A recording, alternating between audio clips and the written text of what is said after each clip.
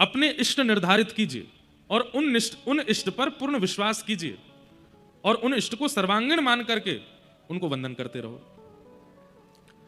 अब इसमें एक प्रश्न आता है कि कई लोग महादेव के उपासक रहे, पर आजकल पता नहीं क्या हुआ, कथाएं सुन के या किसी भाव से अब उनके जीवन में कृष्ण भक्ति आ गई, तो उनको ऐसा लगता है कि हमने अपने इष्ट के प्रति द्रोह किया कि पहले महादेव की पूजा की, अब हम ठाकुर जी के प्रति आ गए।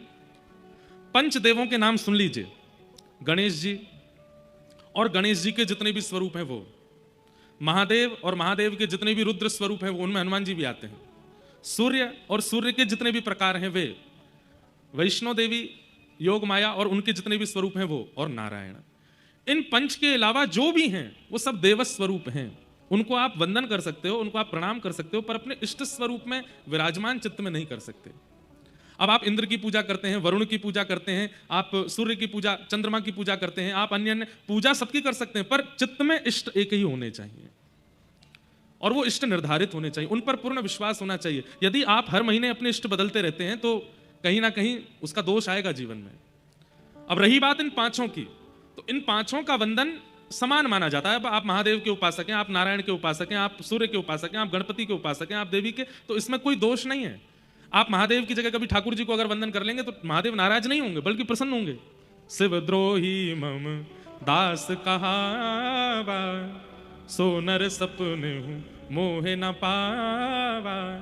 प्रभु श्री राम कहते हैं कोई शिव से द्रोह करता है और मेरी पूजा करता है, वो स्वप्न में भी मेरा दर्शन नहीं कर पाएगा, लेकिन शिव से भी उतनी प्रीति करता है, मुझसे भी उतनी प्रीति करता है, निश्चित है मैं उससे सदा प्रसन्न रहता हूं। इसलिए कई बार शंकर जी की आराधना करने वालों को वृंदावन कृष्ण प्रिय लगने लग जाते हैं। ये तो शंकर जी का वरदान है, महादेव प्रसन्न होते हैं तब वृंदावन की भक्ति प्रदान करते हैं, इसलिए उसमें दोष बुद्धि मत रखो। देवी जब आपकी सेवा पूजा से अत्यंत प्रसन्न हो जाती हैं, अत्यंत आनंदित हो जाती हैं, तो वृंदावन रस रीति है, वृंदावन भक्ति नहीं है, रस रीति है, वो रस है और उस रस की प्राप्ति ये देवता ही करवाते हैं, देवी ही करवाती हैं। ये प्रसन्न हो जाते हैं तो वृंदावन की ओर मोड़ देते हैं आपको।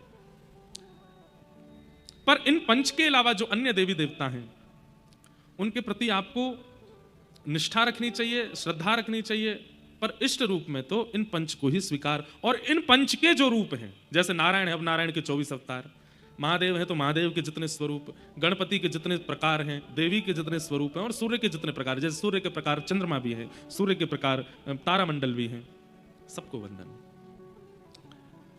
ब्रजवासी क्या कर रहे हैं? इंद्र की पूजा करते हैं। इंद्र देवता हैं, मतलब सीधी बात अगर स्पष्ट रूप से कहें तो आप